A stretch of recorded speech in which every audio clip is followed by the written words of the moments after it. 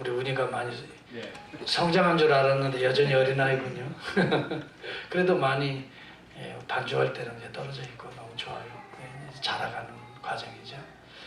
날씨가 요즘 많이 좋아진 것 같아요. 지난 주일에 우리 시온선교회도 우리 발보아파에 가서 정말 아트 갤러리 정말 아름다운 그림들도 보고 또 그 옆에 그 내추럴 히스토리 뮤지엄에 가서 우리 곤충들 또 여러 이제 참 조류들 이렇게 봤는데 내가 깜짝 놀란 게요. 우리 샌디에고에 비 있잖아요. 비. 샌디에고에 이 벌들의 종류가 샌디에고에 몇 가지가 사는 줄 혹시 아세요? 네, 거기서 처음 봤어요. 네, 그리고 깜짝 놀랐어요. 샌디에고에 벌들의 종류가 몇 종류가 거기에 전시되어 있었냐면요. 놀라지 마세요. 650종류가 전시되어 있어요. 놀라는 분이 한 분도 안 계시네. 다 알고 계셨어요, 여러분? 예, 저는 한두 종류인 줄 알았는데 세상에 650종류의 벌들이 있더라고요. 야, 그래서요. 디테일한 하나님의 모습을 다시 한번 노래하고 찬송했어요. 야, 하나님이 이렇게 벌들도 각기 종류에 따라서 이렇게 하셨구나. 사람들도 그렇게 다 각기 똑같은 분 어디 있어요? 쌍둥이도 다 다르듯이 거의 70억 인구가 다 다르게 하나님 아름답게 조화를 이루며 창조하신 것을 보았어요. 너무 아름답죠? 그리고 감나무밭에 가서 또 감도 따는데 올해는 모르게 감들이 그렇게 풍성하게 열렸어요. 그리고 작년도에는 좀 떨떠름했거든요, 사실 따올 때. 근데 이번에는 따서 먹는데 그렇게 달아요. 오늘 우리 시온선교회가 가지고 왔어요. 우리 성도들 이렇게 오늘 이렇게 접대해야 된다고 2버켓을 더 사서 가지고 왔어요. 한번 맛 좀 보세요. 겉보기는 조금 잘 안 익은 것 같아요. 약간 노란색이 확 안 들어있는 것 같지만 입안에 들어가 보면 확 다를 거예요. 아주 달달하고 맛있어요. 결실의 계절. 얼마나 우리 시온선교회가 지난주일에 이것저것을 다니면서 즐거운 시간을 보냈는데요. 여생이 이렇게 행복할 수 있는 것도 하나님의 은혜인 줄 믿습니다. 그리고요, 이렇게 이 세상에서 좋은 일만 있는 것이 아니고 이 세상에 보면 똑같이 그런 우리가 움직이면서 다니는 그 시간에도 멕시코에서는 엄청난 테러가 일어났어요. 여러분이 아시다시피 마약 카르텔 그 조직원들에 의해서 미국인 가족 9명이 그 자리에서 피살됐어요. 불태워주게. 9명 애들까지 전부 다. 이런 엄청난 일이 지난 월요일에 일어났단 말이에요. 저 뉴스 들으니까 뭐 계속 그런 뉴스 나오는데요. 멕시코의 이 마약 카르텔들이 엄청나게 뭐 군인들하고도 싸우더라고요, 보니까. 그런데 이 마약도 이 상대 팀들하고도 경쟁력이 있어가지고 여하튼 이런 엄청난 끔찍한 일들이 있었는데 이상하게 또 수요일 날이에요. 세상에 자기 그 마약 왕이라고 불리는 사람이 있어요. 멕시코에. 그 왕이라고 불리는 마약 왕의 아들을 체포한 경찰이 있었어요. 이 경찰을 보복하는데요. 쇼핑몰에서 이 경찰이 사복 입고 들어가면서 쇼핑하는데 이 사람을 공격을 한 거예요. 그래가지고 155발의 총탄 세례를 받고 그 자리에서 피살됐어요. 그런 일들이 수요일날 일어났어요. 여러분, 참으로 난 이 생각을 이렇게 우리 보면서요.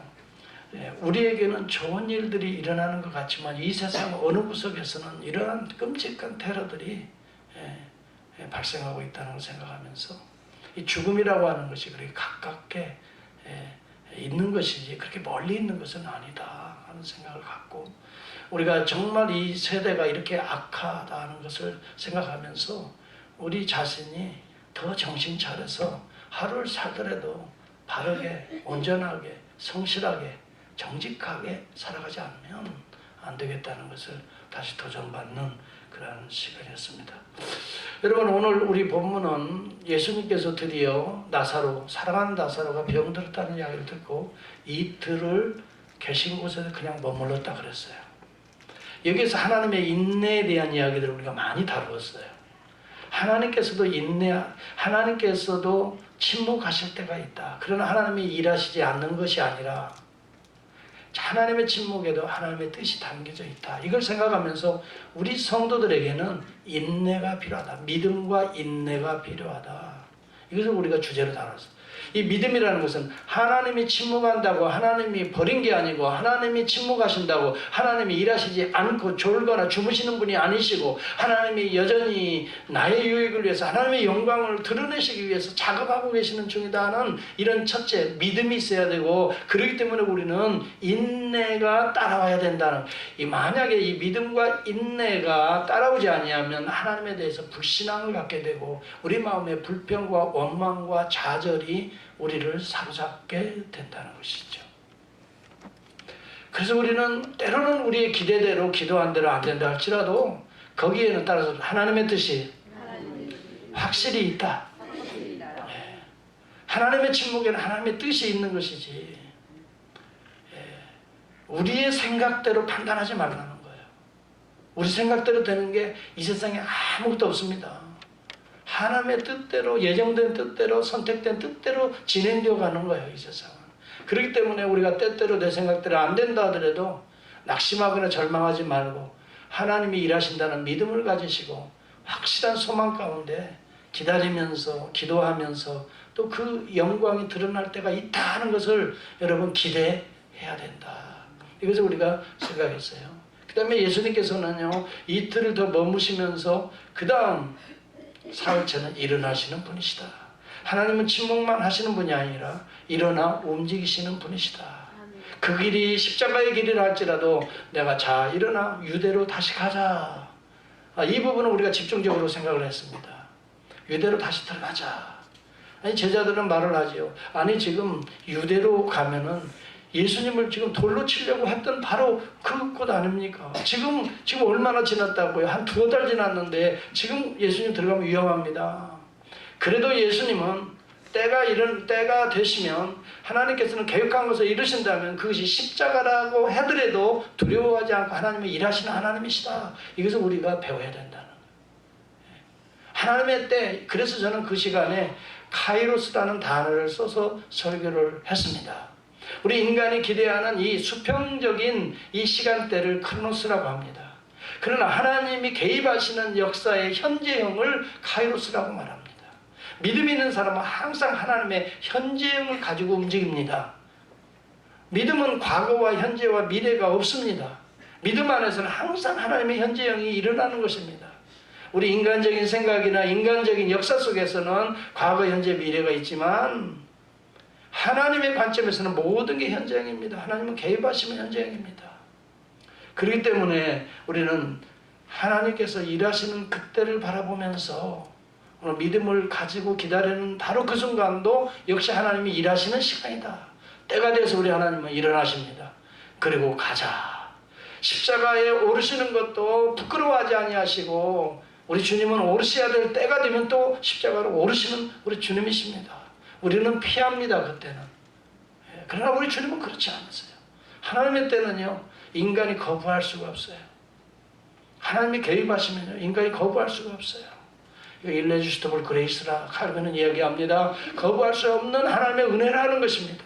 하나님이 일하셔서 개입하시면 우리 인간으로서는 저항할 수도 없습니다. 우리 인간으로서는 막을 수도 없습니다. 내 지정의도 꺾어질 수밖에 없습니다. 하나님이 역사하실 때는요, 내 지정의도 완전히 꺾어집니다. 내 마음이 불편해도 하나님이 하시겠다고 개입하시면 불편한 게 변해서 눈물과 통회와 회복으로 바꿔지는 것입니다. 하나님의 역사입니다. 그리고 이제 예수님이 오늘 드디어 나사로 죽음의 현장으로 가까이 다가섰습니다. 그때 마리아는 예수님을 만나고 나서 이렇게 말을 합니다. 예수님이 진작 오셨더라면 우리 오라버니가 죽지 않았겠나이다. 여러분, 오라버니의 죽음이 예수님께서 그때 안 오셔서 오라버니가 죽은 것처럼 이야기하거든요. 모든 것들을 그렇게 생각한단 말이에요. 오늘날 불신앙에 가득한 사람들은, 여러분 솔직하게 한번 생각해요. 나사로가 죽은 것이 예수님이 늦게 오셔서 죽었나요? 그러면 예수님이 일찍 오셨으면 예수님 나사로가 살고 예수님 늦게 오셨으니까 죽은 건가요? 그렇지 않잖아요. 그러면서 예수님을 원망합니다. 예수님을 향해서 그렇게 고백합니다. 주께서 여기 계셨더라면 내 오라버니가 죽지 아니할까였나 하더라. 그때 33절의 모습을 보시기 바랍니다. 같이 한번 성경을 같이 보겠습니다. 33절입니다. 시작. 예수께서 그가 우는 것과, 그는 누굽니까 여기? 그가 우는 것과 마리아입니다. 마리아가 울면서 지금 예수님께 주님 진작 좀 오시지, 진작 좀 오시지, 그때 오셨으면 우리 나사로 오라버니가 죽지 않겠나이다. 그러면서 우는 거예요. 어쩌면 예수님의 마음을 상당히 지금 아프게 하고 있는 장면이에요. 우는 것을 보시고 심령에 비통히 여기사 불쌍히 여기사 이르시되 그를 어디 두었느냐 이럴 때 주여 와서 보옵소서 하니 예수께서 눈물을 흘리시더라. 여러분 여기 이 짧은 두세 절이지만 예수님의 격한 감정이 잘 드러나고 있습니다. 여기 심령에 비통히 여기시고 불쌍히 여기시는 마음이 있고요. 그 다음에 예수님께서 눈물을 흘리시는 긍휼의 눈물에 그 마음이 표현되어 있습니다. 여러분 이거는 감정적인 필링입니다. 이게 감정입니다. 예수님의 감정입니다. 예수님의 감정은요, 감정 그대로 존재하지 않습니다. 거기에는 반드시 기인되는 원인적인 일들이 있습니다. 여러분들도 화가 납니다. 분노합니다. 또 슬픕니다. 하면 그 어떤 사건이 그 전에 연관되어 있는 것입니다. 여러분의 감정이라는 것이 그냥 홀로 존재하는 사람은 없습니다. 이런 사람은 장애인입니다. 뭔가 감정은 연결이 되어 있습니다. 어떤 사건과 연결이 되어 있습니다. 예수님의 이 감정은요, 그 이전에 그 감정을 유발하는 그 어떤 사건과 연결되어 있습니다. 그래서 비통하게 느끼시고 때로는 불쌍히 여기시고 민망히 여기시고 때로는 슬퍼하십니다. 그 예수님의 감정적 표현에는 이 뭔가의 사건들과 예수님이 생각하는 사건이 연관되어 있기 때문에 예수님의 이런 감정이 유발되는 것입니다. 그리고 또 하나, 이 감정이 중요한 것은 이 예수님의 감정은 이제 앞으로 어떤 예수님의 의지적 행동을 유발시키고 있다는 것입니다. 그래서 여러분 여기 본문에 등장하는 예수님의 감정 세 가지가 어떤 미래의 어떤 사건과 연관됨과 동시에 앞으로 일어난 일을 유발시키고 있다는 것입니다. 그렇기 때문에 예수님의 이러한 감정의 표현은 우리가 예의주시해야 됩니다. 예수님께서 왜 여러분 비통하게 여기셨는가?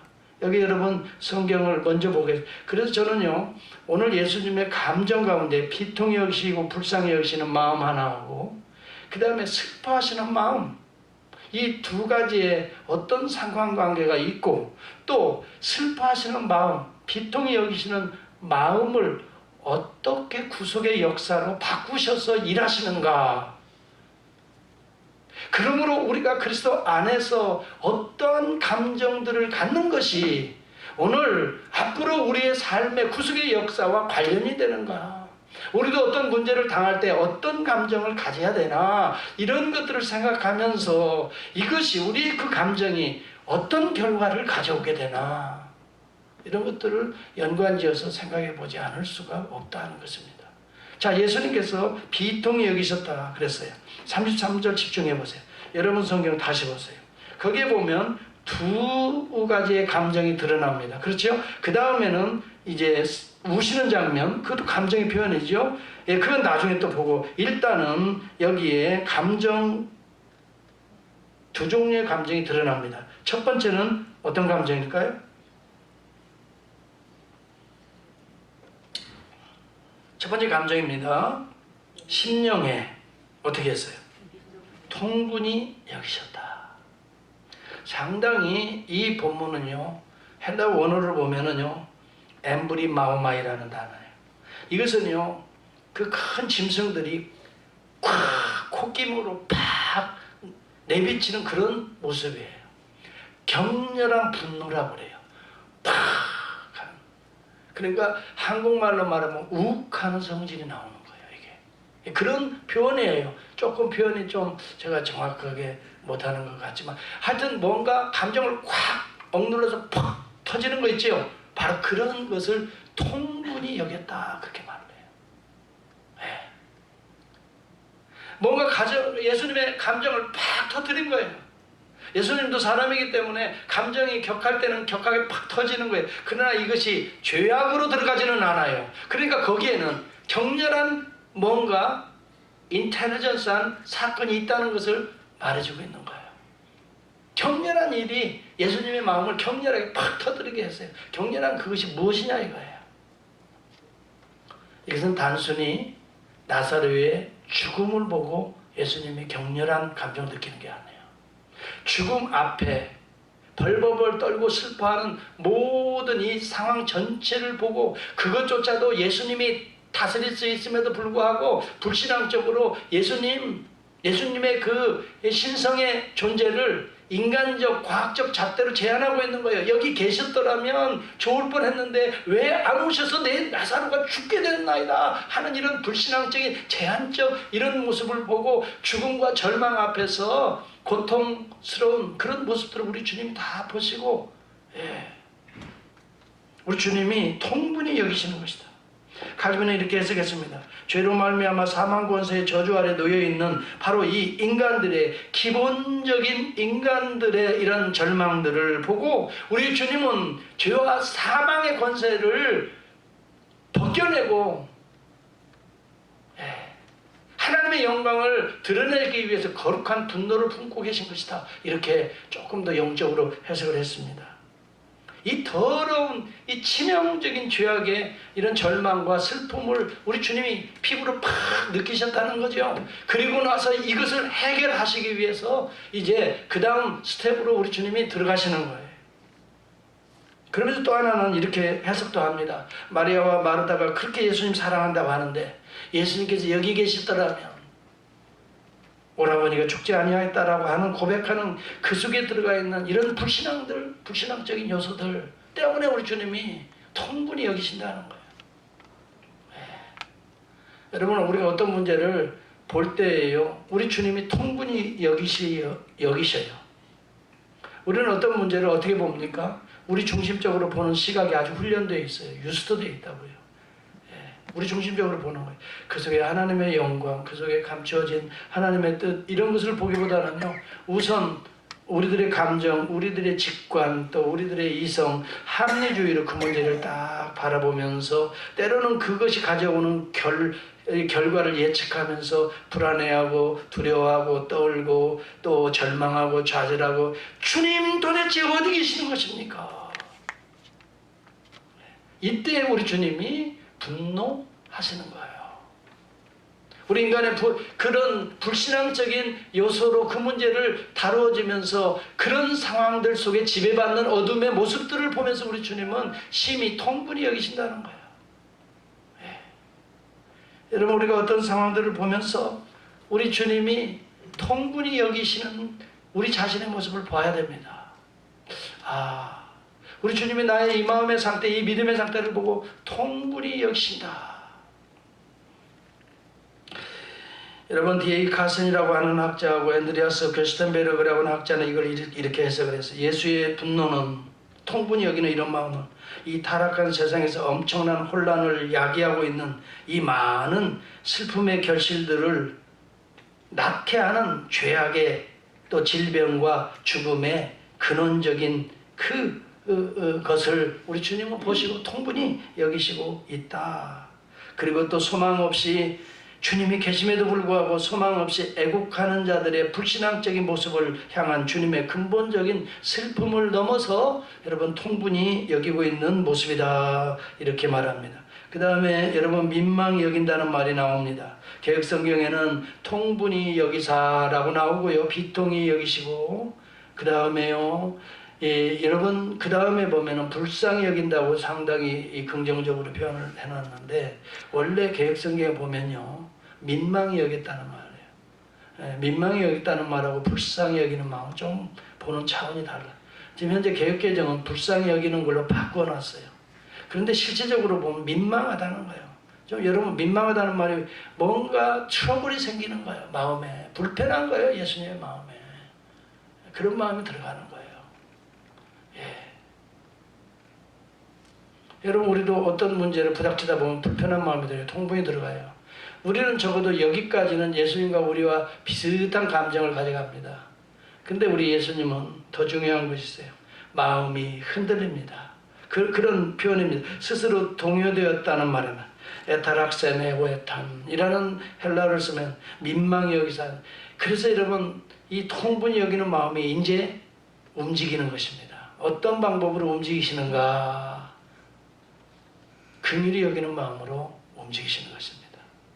무엇이 저들을 불순함으로, 무엇이 저들을 저렇게 죽음과 절망으로 슬픔으로, 무엇이 저들을 이렇게 만들고 있는 것인가 하면서 이 죄의 문제에 대해서 깊이 분노하시면서 그 다음에 죄 가운데 살아가는 그대로 하여금 마음이 이제 우리 주님은 그리 움직이시는 것입니다.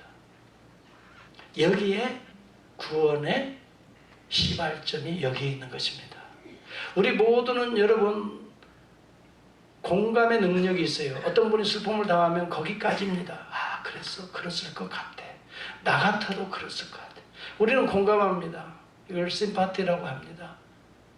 그리고 난 다음에 우리는 그의 입장으로 들어갑니다. 이것을 엠파티라고 말합니다. 심리학적으로는요. 그래서 얼마든지 우리는 그러한 마음을 같이 품고 같이 아파하고 같이 껴안고 울고 이렇게 해줄 수가 있습니다. 그렇지만 우리는 그 슬픔과 절망을 그렇게 해서 위로하고 격려할 수는 있지만 그 슬픔과 절망을 거두어낼 능력은 인간에게 없습니다.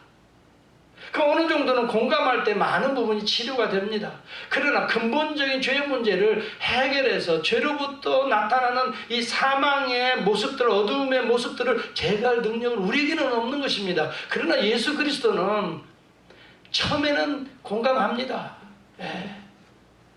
그리고 두 번째 뭡니까? 그에게로 들어갑니다. 엠파티합니다. 그들의 마음속, 그들의 입장 속에 들어갑니다. 그리고 난 다음에 그들을 죄의 결과로부터 구속하시는 것입니다. 이걸 컴패션이라고 합니다. 여러분 이것이 예수님의 감정 표현에서 잘 나타나 있습니다. 눈물을 흘리시더라. 여기는 그 공감 능력입니다. 처음에는 그 어둠의 세력들과 또 사망과 저주의 그 근본적인 뿌리가 되는 죄악의 모습들이 그들을 쫙 덮어있는 모습을 보고 여러분 우리 주님은 분노하십니다. 거룩한 하나님으로서의 분노가 임합니다. 그런과 동시에 우리 주님의 마음이 그것에 민망하기 때문에 움직이십니다. 그들 속에 들어가시는 것입니다. 그리고 그들을 그 절망 가운데서 건져내시기 위해서 같이 우시는 것입니다. 이분이 우리 주님의 감정의 지금 그 과정, 흐름의 과정이라 이 말입니다. 그러면서 우리 주님은 그들 가운데에 죄의 모습으로 인하여 하나님의 영광이 떨어져 나간 그 영광을, 죄의 모습을 그들 가운데에서 거두어내심으로 떨어져 나간 하나님의 영광을 회복하시는 작업을 주님이 이제 행하시는 것입니다. 그래서 이 병은 죽을 병이 아니라 하나님의 영광을 위한다고 말하지 아니하였느냐를 여기 본문에서도 이 마리아와 마르다에게서 말을 해주고 있는 것입니다. 불신앙이 있는 자들에게. 여러분 죄는요 어떤 결과를 가져오냐면 로마서 3장 23절에 보면은 죄는 모든 사람이 죄를 범하였음에 하나님의 영광에 이르지 못하더니 그렇게 말합니다. 여러분 죄라고 하는 것은 하나님의 영광을 자꾸 빼앗아갑니다. 멀리하게 합니다. 그렇기 때문에 하나님의 영광의 거룩함, 순수함, 순결, 정직, 진실 이런 것들이 그 속에는 없는 것입니다. 여러분 죄가 들어오는 사람, 죄가 지배하는 사람들은 하나님의 영광이 점점 떠나게 되는 것입니다. 그래서 여러분 사망이라고 하는 것은 뭐냐? 영광이 없는 것을, 하나님의 영광이 없는 것을 사망이라고 합니다. 지옥이 뭡니까? 하나님의 영광이 없는 것을 지옥이라고 하는 것입니다. 여러분, 이 땅에서도 하나님의 영광이 없는 곳이 지옥인 것이고 그곳이 사망인 것이고 그것 아래 우리가 죽었다, 그런 존재였다라고 에베소서 2장 1절에 말하고 있는 것입니다. 여러분, 그래서 죄의 작성 사망이라고 이 로마서 6장 23절에 말합니다. 아주 정확한 해석입니다. 모든 사람이 죄를 범하였으며 하나님의 영광에 이르지 못하더니, 그래서 우리 주님은 하나님의 영광이 떠나고 죄의 세력 아래 사로잡혀 있는 그 슬픔과 절망 가운데, 불신앙 가운데 있는 그들의 모습을 주님이 보시면서 분노하셨던 것입니다. 분노하시고 그들 속에 들어가서 같이 우시며, 그래서 여러분, 여기 우리 주님이 눈물을 흘리시더라 하면서 이에 유대인들이 말하되 보라 그를 얼마나 사랑하셨는가. 여러분, 그 슬픔 속에 들어가서 그들 가운데에 그 슬픔을 제거하는 것, 슬픔의 근본적인 뿌리인 죄의 문제를 제거하는 것, 이것이 진정한 사랑이다 하는 것입니다. 그래서 여러분, 이 눈물은 바로 그 속에 들어가서 같이 공감할 뿐만이 아니라 그 속에 들어가서 그 눈물의 근원이 되는 것들을 여러분 구속하는 것을 우리 주님이 우리에게 베풀어 주시는 사랑 중에 사랑이라는 것입니다. 우리는 그럴 만한 능력이 하나도 없습니다. 우리는 적어도 공감 능력은 있습니다. 어떤 분들은요, 공감 능력이 아주 뛰어난 분들이 있어요. 누가 슬픔을 당하고 어려움을 당하면 그냥 달려가서 그냥 말은 않더라도 공감하는 거예요. 얼마나 힘들까, 얼마나 어려울까, 얼마나 괴로울까. 그런데 우리 예수님은요, 먼저 그 속에 들어가기 이전에 그 현상을 보면서 우리 주님은 비통해 하시는 거지. 죄가 가져오는, 불신앙이 가져오는 이러한 근본적인 것들을 보면서 비통해 하시면서 이제 우리 주님의 마음이 민망히 여기시면서 어디로 들어가느냐, 그들 속으로 들어가시는 우리 주님의 모습을 보여주고 있다. 나는 이 본문들을 그렇게 보고 싶은 것입니다. 여러분 참으로 한국에도 보니까 요즘에 최근에 뭐 1년에 참 상상하기 힘든 어려운 일들이 계속 벌어지고 있는 것을 우리는 텔레비를 통해서 보잖아요. 영구 미제로 여러분 될 뻔했던 이 화성 연쇄 살인 사건 범인이 잡혔는데 그 얼굴을 보니까요, 세상에 이렇게 선해 보이는 사람이 없어요. 여러분 혹시 보셨어요? 그분 얼굴? 얼마나 잘생기고요, 선해 보입니다. 어떻게 이런 사람이 그런 일을 했을까? 5, 6년 사이에 여러분 이 침침한 것도 논두렁도 아니면 은밀한 곳에 지나가는 13살 어린아이부터 시작해서 71세 할머니까지 여러분 성추행하고 그렇게 해서 안매장하고, 여러분 그러고도 교묘하게 다 피해가지고 드러나지 않은 거예요. 그리고 결국은 끝까지 추적한 자에 의해서 30여 년 만에 그 다른 일로 감옥에 갇혀있는 그 사람의 DNA를 추출해서 이 범죄, 이 진범인 것을 계속 확인하고 있지 않습니까? 어떻게 그럴 수가 있어요?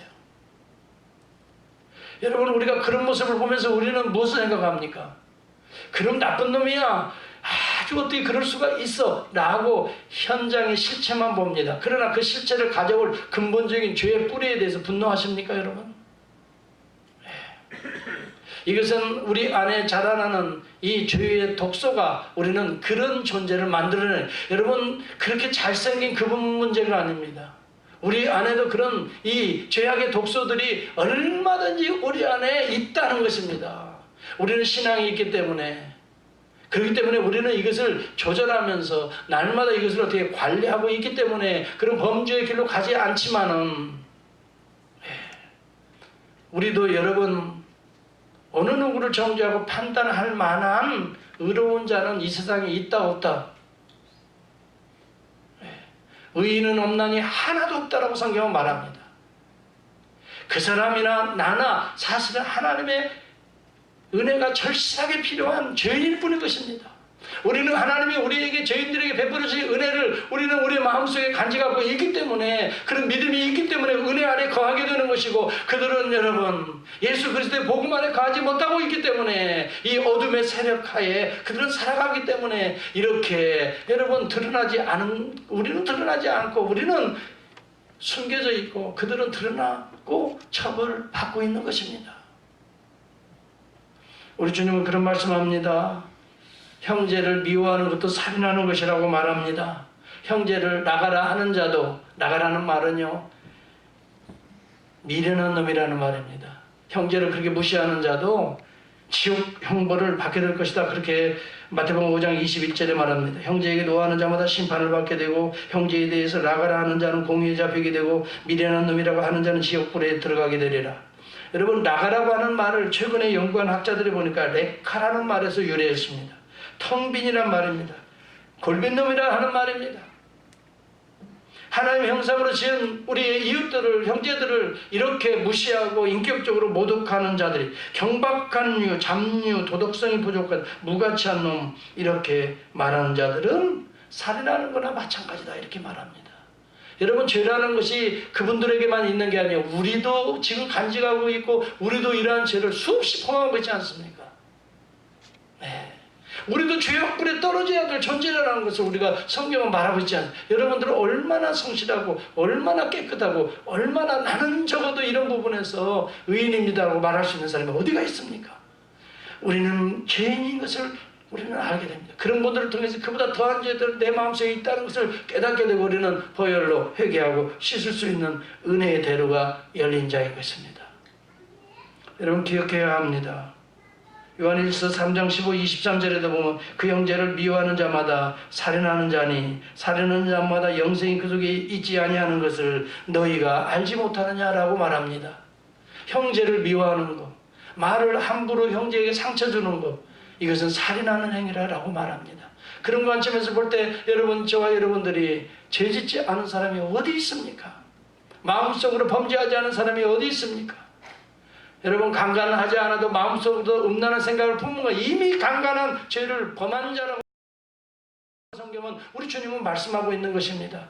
여러분, 그런 범죄하지 않은 자가 어디 있습니까? 한국은 그냥 요즘 보니까, 오늘 한국에서 오신 분하고 대화를 조금 해봤는데요, 예, 보통 그냥 내놓고 이렇게 뭐예요? 요즘에는 그것이 뭐 부끄럽지 않게 그냥, 그래서 딱 보면 안다는군요. 딱 보면 이게 부부간인지 아니면 불륜인지가. 그런데요, 이게 뭐 보통 그렇다는 거예요. 한국 사회가 지금 그렇게 나와요. 여러분, 그런 걸 통해서 우리 자신을 봐야 되는 거예요. 여러분은 얼마나 경건하게 사는가? 우리 마음속에는 그런 생각은 없는가?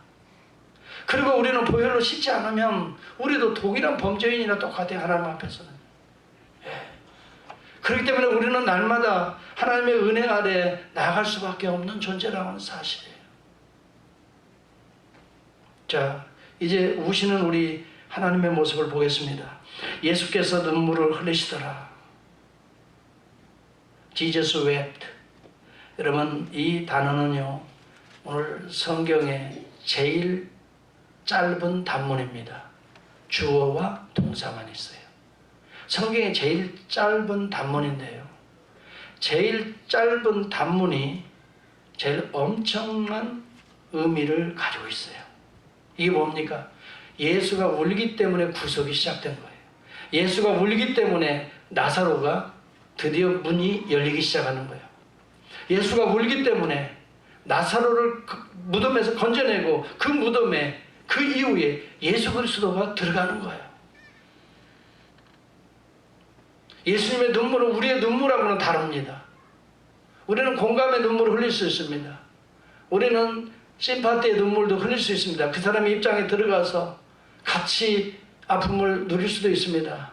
그러나 그 사람의 슬픔에 여러분 근원되는 그의 문제를 내가 감당하고 그로부터 그를 자유케 할 능력은 우리에게는 없습니다. 그러나 예수의 눈물은 바로 구속의 눈물입니다. 단순한 우리의 공감의 눈물이 아닙니다.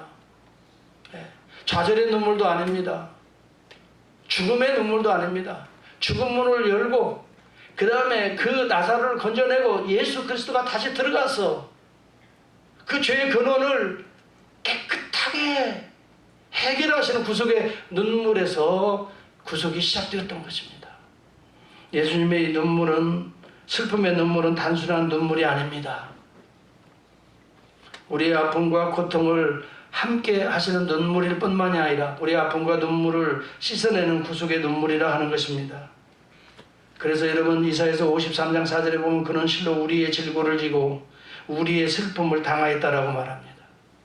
우리의 슬픔을 당하였다라고 말합니다. 우리가 슬퍼해야 될 그 슬픔의 근원을 우리 주님이 슬픔으로 감당하셨다는 것입니다. 예수님의 눈물로 감당하셨다는 것입니다. 우리는 생각하기를 그가 징벌을 받아서 하나님께 맞아서 십자가에서 고난받고 장사되는 것으로 생각하지만 그렇지 않다는 것입니다. 이사야서 53장 4절에 보면 그가 찔림은 우리의 허물을 인하며 그가 상함은 우리의 죄악을 인하며 그가 징계를 받음으로 우리가 평화를 얻고 그가 채찍에 맞음으로 우리가 나음을 입었다라고 말합니다. 나사로에서 건져내시기 위하여 예수는 나사로가 감당할 죄의 삭신 자기의 몸을 십자가에서 그리고 무덤으로 장사 지내게 되신다는 것을 미리 지금 보여주고 있는 것입니다. 여러분, 이 세상에 그 어느 누가 우리의 이런 죽음을 기원하는 죄의 문제를 해결할 자가 누가 있습니까? 누가 이러한 종류의 슬픔, 구속의 눈물을 흘릴 자가 누가 있습니까? 오직 예수 그리스도입니다. 그분만이 오늘 우리의 문제에 근원적인 문제들을 깨끗이 감당하시고 우리를 그 근원으로부터, 슬픔으로부터 우리를 구속하실 유일한 분은 예수 그리스도 외에는 아무도 없습니다. 예수님의 이 눈물이 썩어져 냄새나는 나사로의 무덤문을 열고 그를 살리시는 구속의 시작이었던 것입니다. 여러분, 이 눈물이 오늘 한결같이 시험을 받는 우리들에게 오늘도 그 눈물이 있기 때문에 우리를 이 눈물로부터, 근원으로부터 구속하시는 것입니다. 그렇기 때문에 히브리서 4장 15절 16절에 보면 우리에게 있는 대제사장은 우리의 연약함을 체휼하지 아니하는 자가 아니요, 그렇게 말합니다. 우리의 연약함을 대신 체휼한다고 말합니다. 같이 공감하고 그 속에 들어갈 뿐만이 아니라 내가 갚아야 될 그 눈물의 대가를 우리 주님이 치러버리신다는 것입니다. 그리고 그 눈물로부터 우리를 기쁘게 하신다는 것입니다. 이분이 예수 그리스도라는 것입니다. 그러므로 오늘 모든 슬픔의 근원들은 그리스도 앞에서는 기쁨의 화관으로 바뀌어진다고 성경은 분명하게 선포하고 있는 것입니다. 오늘 이 복음이 없기 때문에 오늘 세상은 절망에서 끝납니다. 죽음에서 끝납니다. 그러나 이 죽음을 대신 지신 분을 믿는 자들은 죽음의 문이 열리게 됩니다. 예수 그리스도가 다시 올 때는 우리의 썩어진 몸도 예수 그리스도의 부활의 형체와 같이 다시 변화할 것이다 라고 말합니다. 이것이 복음인 것입니다. 죽음이 여러분 우리를 장사 지낼 수가 없습니다. 우리는 더 이상 무덤에 갇힐 수도 없습니다. 오늘 내 대신해서 죄의 삭신 무덤과 장사 지냄을 다 갚으신 우리 주 예수 그리스도가 울고 계시기 때문에, 그래서 무덤문을 열고 계시기 때문에 우리는 언제든지 죽음과 절망으로부터 일어설 수가 있다 하는 것입니다. 그럼 우리 히브리서 4장 15절 16절은 이렇게 말합니다. 우리에게 있는 대제사장은 우리의 연약함을 체휼하지 아니하는 자가 아니요 모든 일에 우리와 한결같이 시험을 받은 자로 되어 죄는 없으시니라. 그러므로 우리가 긍휼하심을 받고 때를 따라 돕는 은혜를 얻기 위하여 은혜의 보좌 앞에 담대히 나아가라. 이렇게 성경은 말하고 있습니다. 사랑하는 성도 여러분, 우리가 어려움을 당하고 슬픔의 문제를 만날 때에 여러분 절망하고 또 슬퍼하고 또 때로는 낙심하고 불신앙 가운데 사로잡힐 수가 있습니다. 우리는 연약하기 때문에. 그리고 그래서 우리의 이 아픔을 같이 동역하고 같이 느낄 수 있는 동역자들이 필요합니다. 그래서 우리는 서로 같이 우는 자를 위하여 함께 울어주라라고 말합니다. 여러분, 신앙의 공동체는 함께 울어주는 공동체입니다. 함께 기뻐하는 공동체입니다. 홀로 떨어져 살 수 없는 것이 신앙 안에 함께 공동체된 저와 여러분입니다. 그러나 그리스도의 이 눈물까지, 여러분 구속의 눈물까지 그리스도 앞에서 이 깨끗하게 치유함을 받아 우리의 슬픔이 변하여 화관이 되는 복음적인 눈물을 우리 함께 예수 안에서 나누고 느끼고 또 흘리고 이러는 가운데에 교회는 구속의 역사가 일어나게 되는 것입니다. 여러분 고슴도치, 여러분 딜레마라고 하는 거 들어본 적이 있습니까? 고슴도치 딜레마입니다. 여러분 이 고슴도치는 자기를 보호하기 위해서 날카로운 이 가시들을 온몸에 치장했습니다. 자기를 보호하기 위한 겁니다. 그러나 이것이 다른 사람과 접근을 막는 고립의 시초가 됩니다. 그래서 이 고슴도치 딜레마라고 하는 것은 자기를 보호하기 위해서 스스로를 고립시킴으로 당하는 절망의 모습을 고슴도치 딜레마라고 말합니다. 오늘날 많은 사람들이 그것을 그 관계로 들어가게 되는 것입니다. 부닥치면 여러분 상처를 입기 때문에 상처받지 않기 위해서 어떻게 해요? 자기를 먼저 보호하기 위해서 날카로운 뭐예요? 가시들을 온몸에 치장하듯이 감히 접근을 못하게 만들어버립니다. 여기에는 또 다른 고립이라고 하는 상자 속에 갇히게 되는 또 다른 딜레마에 빠지게 된다는 거예요. 그래서 C.S. 루이스는 이런 이야기를 합니다. 4가지의 사랑이라는 책에서 이런 이야기를 합니다. 결국 사랑한다는 것은, 진정으로 사랑한다는 것은 무엇일까? 상처를 받는 것이다 라고 말을 합니다. 관계를 맺어가기 때문에 상처가 있습니다. 그 예수님도 상처를 받았습니다. 상처 속으로 예수님도 들어갔습니다. 그런데 여러분 그 상처를 궁극적으로 치유하시고 그 상처로부터 우리를 자유케 하시는 분은 우리 주 예수 그리스도십니다. 그렇기 때문에 결국 사랑한다는 것은 상처를 받는 일이다. 이걸 기억하십시오. 상처를 받는 일이다. 사랑한다는 것은 상처를 받는 일이다. 상처를 피하는 것은 사랑하지 않겠다고 하는 것이다. 무엇이든지 사랑해봐라. 그러면 틀림없이 마음 졸이게 되고 어쩌면 마음이 찢어지게 될 것이다. 당신의 마음이 상하기를 원치 않는다면 그 누구도 마음을 주지 않게 된다. 취미와 작은 즐거움으로 마음을 조심스럽게 감싸고 모든 복잡한 관계를 피하며 이기심이란 상자 안에 안전하게 자기 마음을 보관한다. 그러나 안전하지만 딜레마가 있다. 거기는 공기도 움직임도 없는 그 상자, 그 안에서 당신의 마음은 점점 변하여 썩어진다는 것입니다. 이것이 고슴도치의 딜레마입니다. 교회 공동체는 무엇입니까? 자기 안에 갇혀있는 자들이 비록 다른 사람과의 관계를 맺어가면서 상처가 될 수도 있습니다. 관계를 맺어가면서 어려움에 처할 수도 있습니다. 그러나 여러분, 우리가 그 상처를 치유할 수는 없습니다. 그렇기 때문에 서로에게 그리스도의 보혈로 닦아줄 것이 필요한 것이 교회인 것입니다. 같이 공감하고 같이 울고 같이 기뻐하면서 서로의 상처를 같이 닦아주는 것입니다. 보혈로 씻어주는 것입니다. 우리 주 예수 그리스도의 십자가만이 오늘 우리의 상처를 치유할 수 있는 유일한 길입니다. 여러분, 예수 그리스도의 십자가는 무엇입니까? 우리의 죽음과 절망의 문을 열기 위해서 자기가 그 죽음과 절망의 문으로 들어가신 분이십니다. 우리는 거기에 근처도 못 갑니다. 들어갈 수가 없습니다. 내가 너를 위해 나사로를 살려내고 그 속에 들어갈 수 없습니다. 그러나 우리 주 예수 그리스도는 우리를 대신해서 십자가에 오르신 분입니다.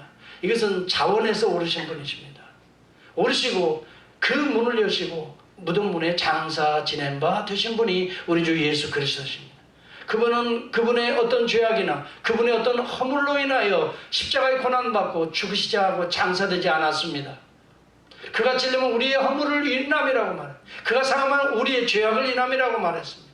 그가 채찍에 맞음으로 우리가 나음을 입게 되는 것입니다. 그가 여러분 이 가시의 찔림으로 우리가 평화를 누리게 되는 것입니다. 우리가 찔려서 서로에게 찔려 모든 것을 감당하신 분은 우리 주 예수 그리스도십니다. 여러분, 어디에서 우리는 치유받을 수 있습니까? 이웃들이 얼마든지 공감하고 같이 위로해 줄 수도 있습니다. 그러나 거기에서 끝나서는 안 됩니다. 우리 모두 함께 십자가의 은혜로 나아갈 수 있기를 주의 이름으로 축원합니다. 오늘 주님이 오늘 우리의 슬픔을 지금도 현재형으로 감당하고 계신다는 것입니다. 우리의 죽음의 문제, 우리의 썩어짐의 문제를 이미 우리 주님은 2000년 전에 감당하신 분이십니다. 오늘 그분을 믿고 그분 앞에 진실하게 마주할 때마다 나사로의 문은 언제든지 열리고 죽어 썩어져 냄새나는 이 나사로 같은 우리의 몸은 언제든지 무덤 문을 열고 나올 수가 있습니다. 그리고 풀어놓아 다니게 하라. 얼마든지 하나님의 은혜로 성령의 역사로 우리는 활동하며 자유와 해방을 누릴 수가 있는 것입니다. 복음 외에 예수 외에 그 어떤 곳에서 우리의 상처는 치유할 수 없습니다. 죽음의 문을 열 수 있는 유일한 분은 오직 주 예수 그리스도십니다. 오늘 이 예수 그리스도 안에서 우리 모두가 함께 보혈로 치유하는 복 있는 공동체가 되시기를 주의 이름으로 축복합니다. 기도하겠습니다.